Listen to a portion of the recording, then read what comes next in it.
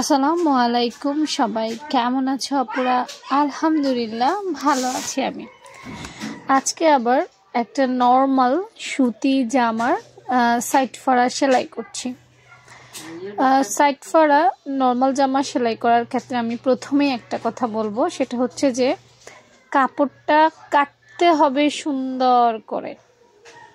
গতকালকে আমার একটা স্টুডেন্টই আমাকে নক করলো এবং তো সাইড ফাড়াটা ভালো হয়নি, সে আমাকে ছবি দেখালো। তো জামাটা ছিল কাজ করা জামা, হ্যাঁ ওই জামাটা কাজ করা জামা ছিল।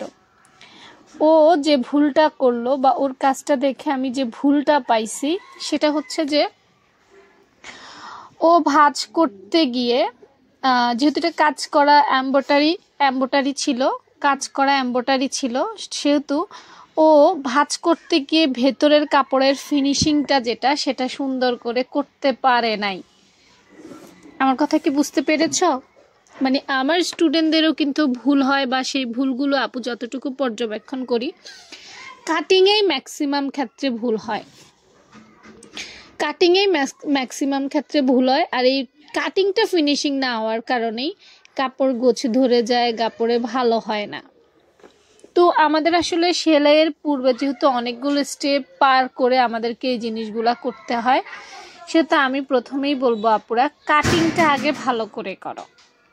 কাটিংয়ের উপরে ডিপেন্ড করেই কিন্তু তোমার সেলাইটাও ভালো হবে। মনে করো যে আমার ভেতরে অনেক সময় একটু বটা থাকে বা একটা ভাঁজ থেকে যায়, হয়তো তোমরা এটা দেখো না, কিন্তু সেলাই করার সময় কিন্তু ঠিকই সেটা বের হয়ে আসে, কর্নার বের হয়ে যায়, আর এটাই কিন্তু মূল সমস্যা। হ্যাঁ, তবে হ্যাঁ আরও অনেকগুলো টিপস আছে, কিন্তু প্রথম ধাপটাই কিন্তু হচ্ছে তোমাকে কাটিংটা ভালো করে করতে হবে। দেখো আমার এই জামাটার আমি যেটা এখন সেলাই করতেছি এটা একটু পর্যবেক্ষণ করো।